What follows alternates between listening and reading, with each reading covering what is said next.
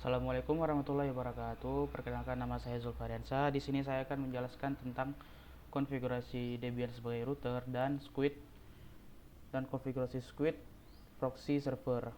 Nah, awalnya kita akan melakukan konfigurasi network pada Debian dengan menggunakan perintah network nano /etc network interface. Nah, di dalam sini saya sudah mengisinya. Untuk saya menggunakan dua interface, yaitu INP0S3 sebagai interface yang akan terhubung dengan internet, dan yang kedua ada INPOS8 yang akan digunakan untuk jaringan lokal.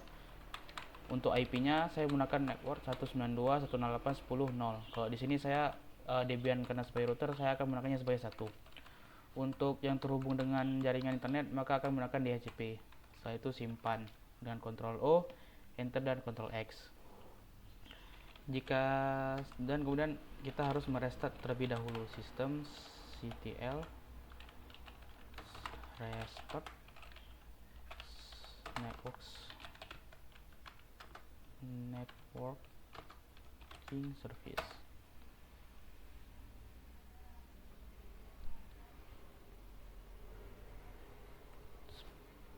Karena sudah selesai.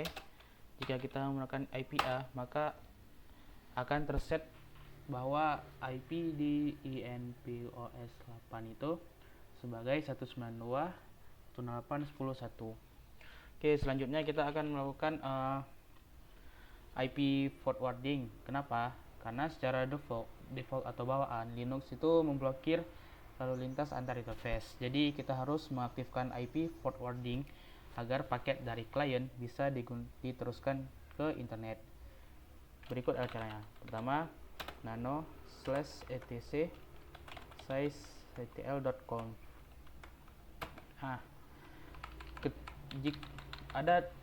Terkadang di beberapa device ada yang sudah ada bawaannya.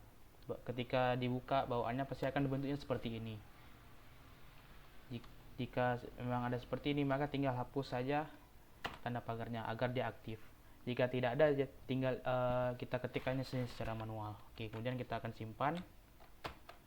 Nah, setelah itu kita akan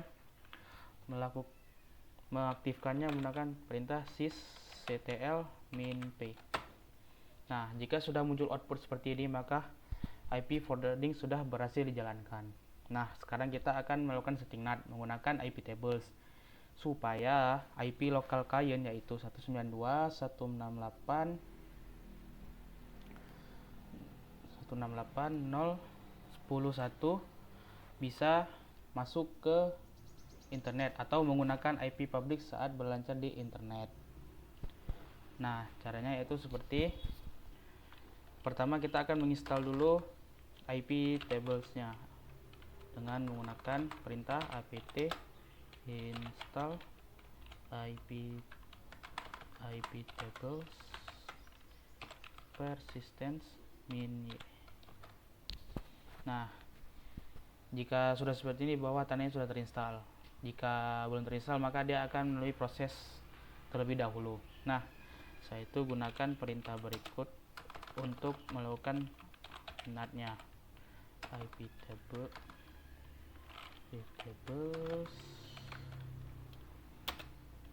-t NAT -a post routing -o in.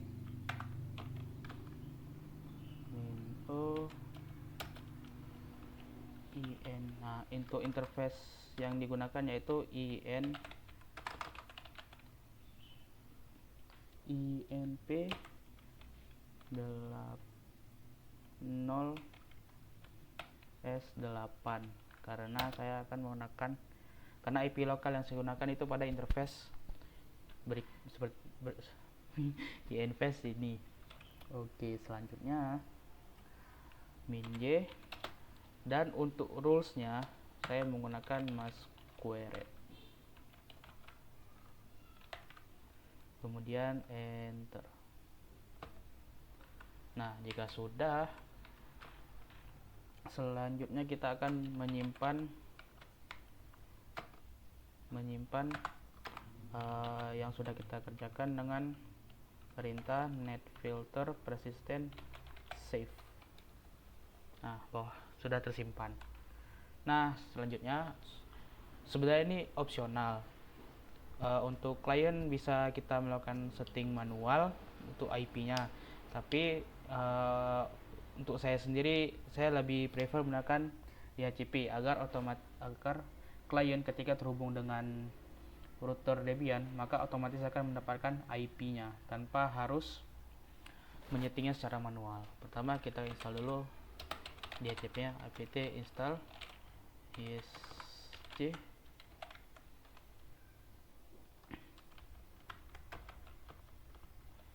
dhcp server min.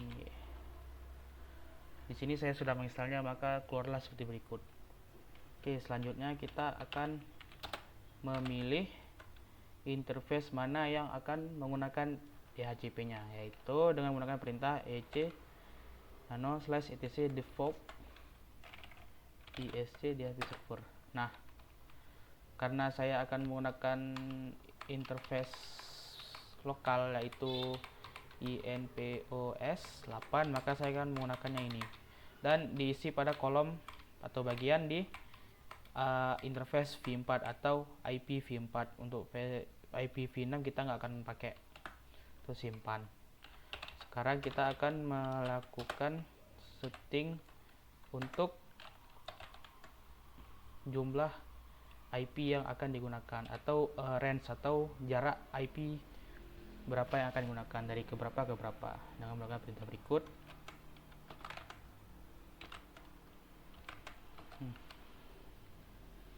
Kita scroll bawah. Nah, saya sudah melakukan konfigurasi sebelumnya, yaitu untuk subnetnya seperti berikut. Untuk range-nya yaitu dari 10 sampai 100. Untuk domainnya rian.com, domain servernya 888 atau 8844. Untuk routernya yaitu dari DB-nya sendiri yaitu 1. Untuk broadcastnya 255. Ini dan ini untuk waktunya. Oke, itu simpan. Setelah itu baru kita restart DHCP-nya, sistem ctl restart isc dhcp service. Jika sudah, kita cek apakah sudah running. Status. Nah, di sini menandakan bahwa DHCP sudah berhasil diaktifkan dan dalam status running. Nah, selanjutnya kita akan melakukan konfigurasi untuk Squid proxy server. Kita install dulu apt install squid min. Nah, di sini saya sudah menginstalnya, maka keluarlah seperti berikut. Nah, selanjutnya kita perlu mengatur beberapa poin untuk agar bisa klien berselancar di internet, dan serta kita juga akan melakukan filter konten atau memblokir beberapa domain supaya klien tidak bisa mengakses domain tersebut. Berikut caranya. Pertama kita akan membuat file yang berisi domain-domain yang akan diblokir. Berikut caranya. Squid /squid dan kemudian nah, kenapa muncul seperti ini ketika saya tap? Karena saya sudah membuatnya. Berikut adalah isinya. Nah, berikut adalah domain-domain yang akan saya blokir. Dan pertanyaan, kenapa di awalnya itu ada titik? Karena ini tuh titik di awal itu berfungsi supaya untuk memblokir semua domain-domain yang ada pada facebook.com, youtube.com, dan channel. Contoh seperti www.facebook.com. Ada juga seperti https facebook.com, seperti itu. Jadi semua itu akan memblokirnya. Nah, setelah itu kita akan mengkonfigurasi di dalam file berikut. Di sini poin-poin pentingnya. Nah, Di sini ada beberapa, yaitu seperti port. Untuk mempermudah kita menggunakan Ctrl F dan akan mencari http port.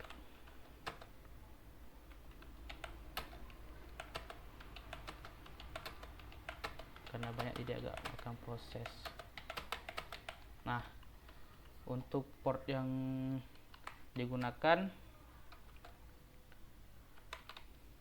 saya menggunakan port bawaan dari Squidnya, yaitu 3128. Bisa diganti, bisa, tapi untuk lebih aman saya menggunakan bawaannya saja. Kemudian saya akan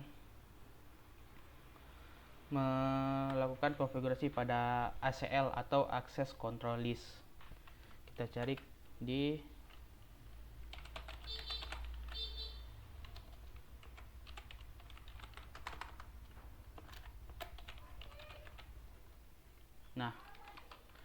untuk akses kontrolnya itu seperti ini yang saya buat, yaitu akses control list pada jaringan lokal yang bersumber dari IP 192.168.10.024. Nah, kemudian untuk pemblokir atau filter konten, untuk disitu saya memberikan nama blokir situs domain yang domainnya diambil dari file etc squid situs diblokir.txt. Kemudian kita akan memberikan aksesnya pada http.access agar mempermudah pencarian. Access deny. Kita cari lagi.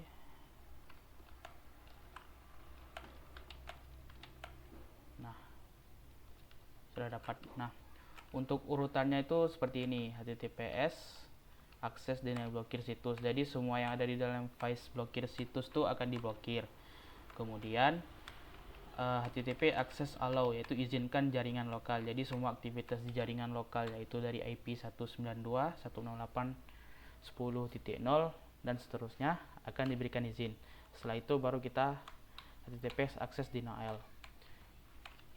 Intinya ini tuh berada di akhiran file. Jadi semua aktivitas yang akan kita lakukan itu untuk memberikan izin tuh berada di atas dari ini, wajib di atas ini. Oke, setelah itu kita restart dengan perintah squid minka.parse. Sudah selesai. Jika sudah seperti ini, maka hasilnya sudah baik. Kita cek juga lagi dengan menggunakan perintah start systemctl squid service.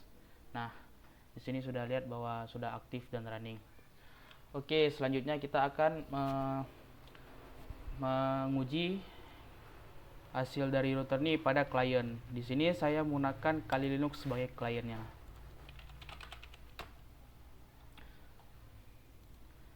Karena tadi saya menggunakan DHCP sebagai penyedia IP secara otomatis, maka jika kita membukanya, nah, IP-nya sudah terset otomatis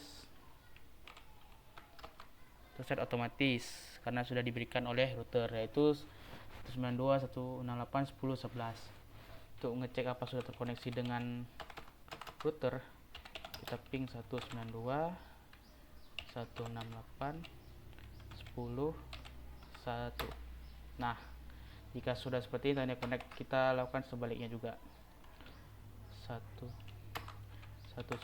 ping 192.168.10.11. Nah, sudah terkoneksi. Terus kemudian kita akan lakukan ping ke domain, ping google.com.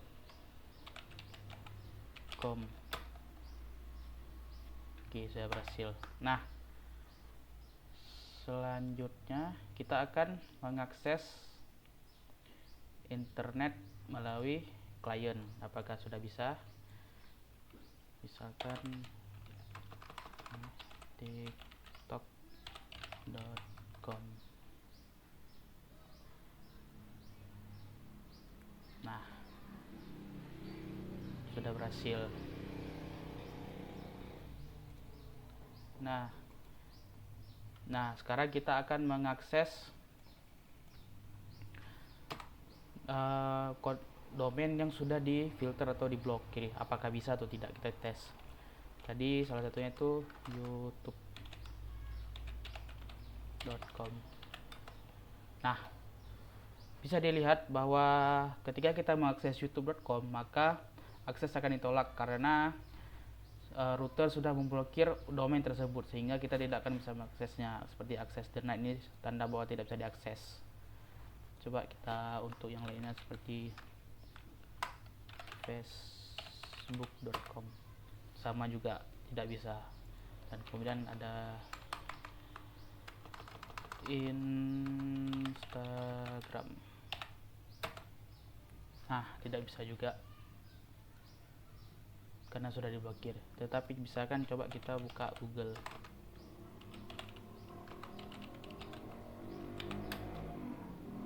Nah, bisa.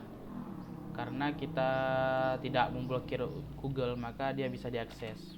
Coba kita ketik dengan seperti ini. Kita akses di sini.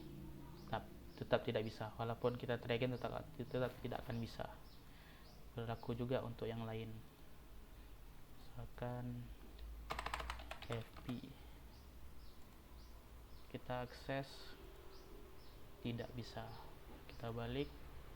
Nanti IG. Kita akses tetap tidak bisa. Walaupun kita ping ke domain tersebut tetap bisa, tapi kita tuh nggak bisa aksesnya. Kita cuma bisa ngecek koneksi doang. Seperti itu.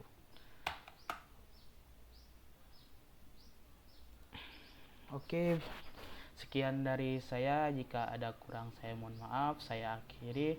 Wassalamualaikum warahmatullahi wabarakatuh.